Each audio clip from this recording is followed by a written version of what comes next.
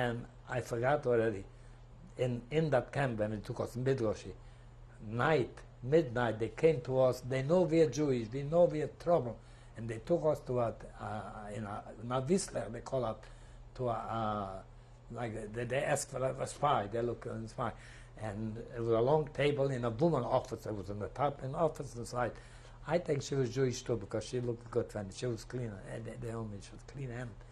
And she started talking to each one, talking, but then she came to me, because the others didn't know anything, they all come from terror contests and different kinds of, and I'm the only one from Czechoslovakia. And I told the woman, I says, you know, I am from Czechoslovakia, and by us, they didn't talk that kind of language. She told me, like what they saw, I don't want to even say it on television, what they said, they would say it. And the spion, we are spies. I says, no, listen, we told you who we are. He says, and somehow she changed, that's why I figured she was Jewish. Somehow she changed the tone, and she sent us back in the barracks. But the Russian took even the razor blade. We didn't have what to shave. The German never took it. And then the doctor told us, when you come, we asked him, how do you are not giving us paper. How do you going to get home? He says, when you come to they put you always in a camp in a city. There's always a captain and soldiers over there, and they have spies and prisoners. You know, they took a lot of prisoners. He says, when you see a captain, and he has clean hand, and he's shaved, just go to him and speak Yiddish like to me, he says. Because the Jewish people have a tendency to keep clean, even by the Russian. And by that time, the most officers were Jewish in World War II. Most officers were Jewish, because he didn't trust those. And sure enough, that's why it helps. How many times we got hit, we got to him and they helped us. Go. They didn't pay for it, just go. And that's all. How we lived through Poland, I don't know. We went through all Poland. How where we slept, where we eat, I don't know. I don't remember. But we came to a lodge, Krakow.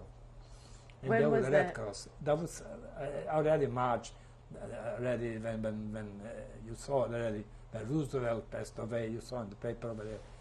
And Krakow had the Red Cross.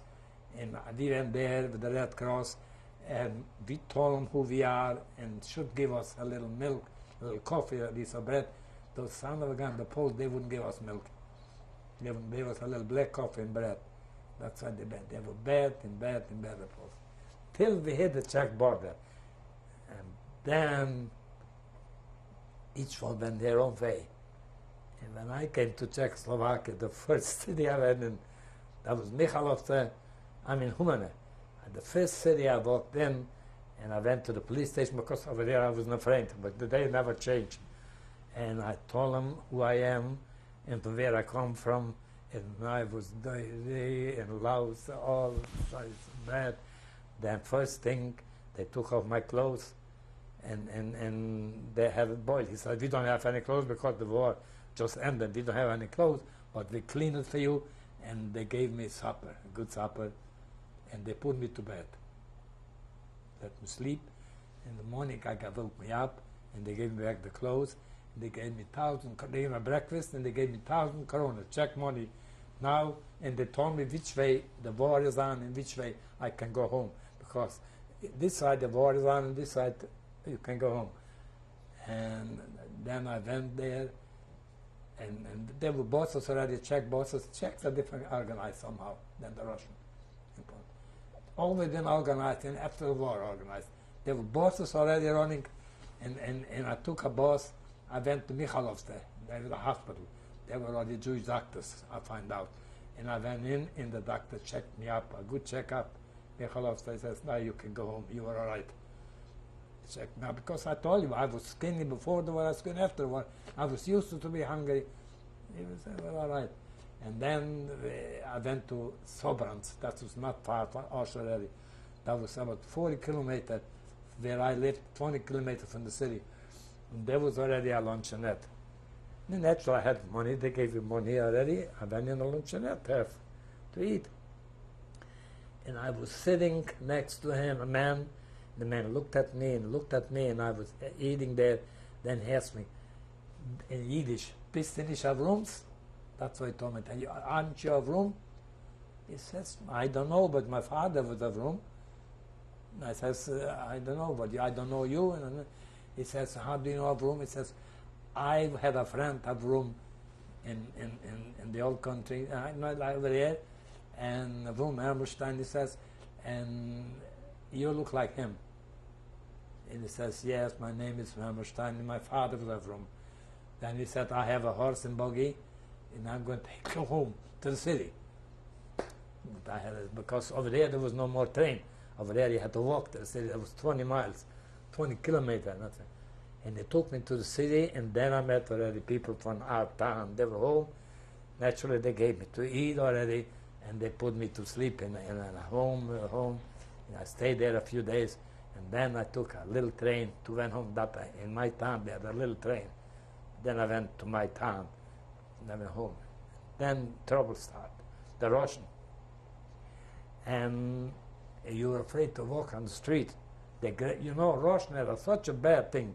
They took prisoners, German prisoners, and they had 99 prisoners. If one run away, and they're supposed to have 99. They grabbed the first person on the street and they put him up, was 99.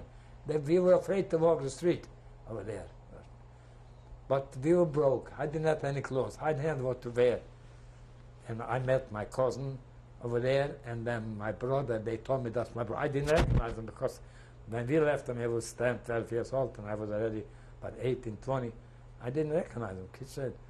And then my cousin says, you know what, we are broke, we're going to have to do something in black market because people were hungry, and we got to give them something, and they're going to give us money. Then one Jewish boy, he was a butcher, and he killed a cow. We bought a cow, he killed a cow, he made salami and everything. And we took it back. And in Budapest, people were very hungry. And Budapest was liberated way before Prague. The war was going on. That was around March, April, the war was still going on.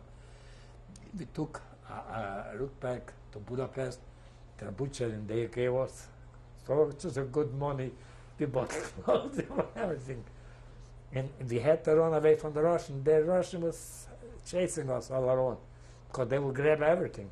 The Russian was Arab. How long did you stay at home? Home when till you the went war back ended. Till the war ended. Till the war ended. I went twice to Budapest, and I got myself a few dollars. And the minute the war ended, I went to Prague.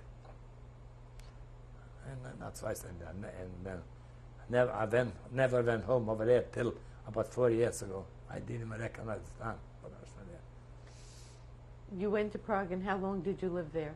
In Prague, I was already like my hometown. But there was no room.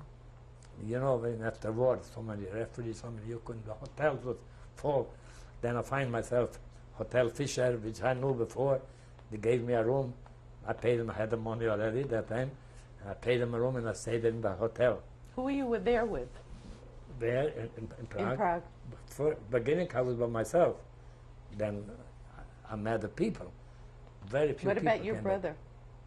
My brother came after. I had to go first. I was the oldest, no? I had to go first to make room. And there were 3 girls came to me. The guy from the hotel came to me. 3 girls, Jewish girls. They came from a camp, and they're sick. They can go further, and he has no room for them, and he don't know what to do. The hotel, the manager, checked that different people than the Polacks or the other.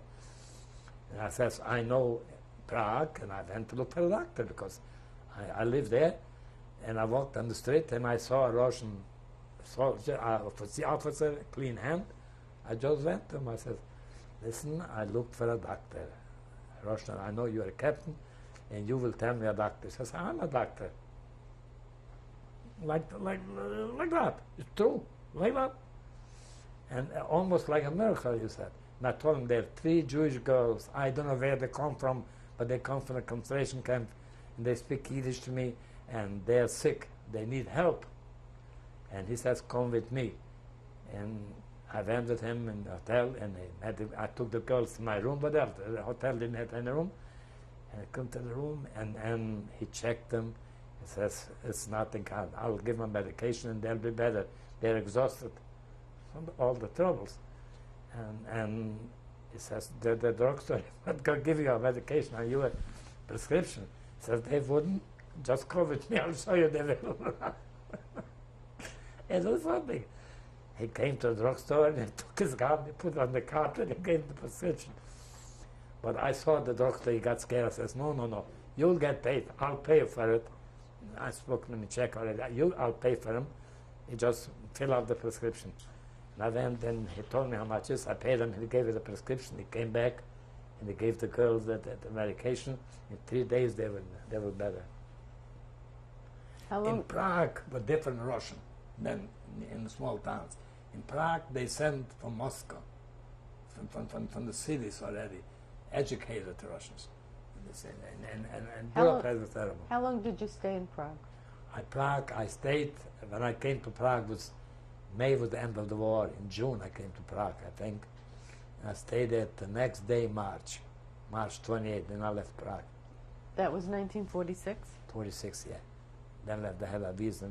Because I knew Prague, and I had to go get the paper. Like I said, I had to find out the police, chief of police, and the teachers, because I didn't have any papers. I went to the police in Prague. I said, my name is so and so, and they know, they found me all right. Says, but you're dead. Because the minute the German took away the mark, they're dead.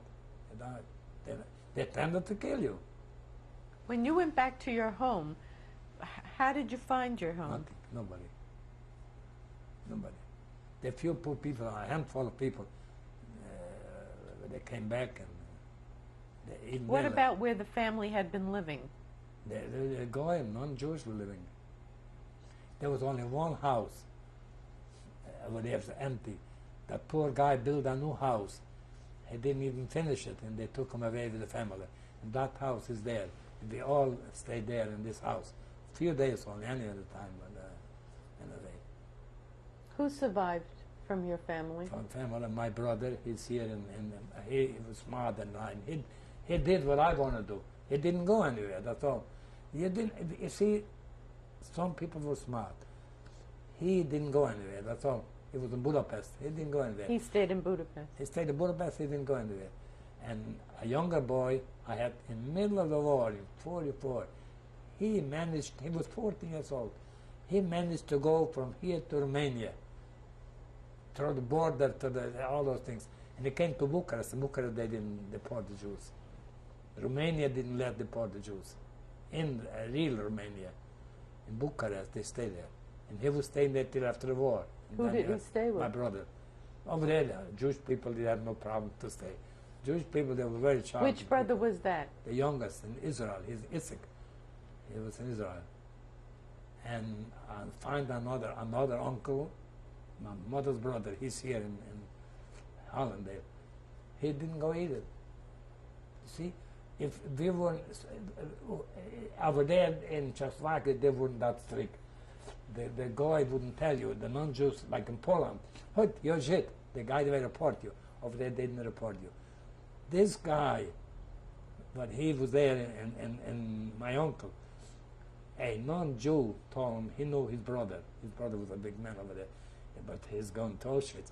He says, "I have a coal, but they not coal, stone. They break stone, a place where they break stone and they make streets on it. And I'll send you over there as a bookkeeper." He says, "And I'll give you a different name. I'll give you a different name, and you stay there." So he did. And that's what saved him.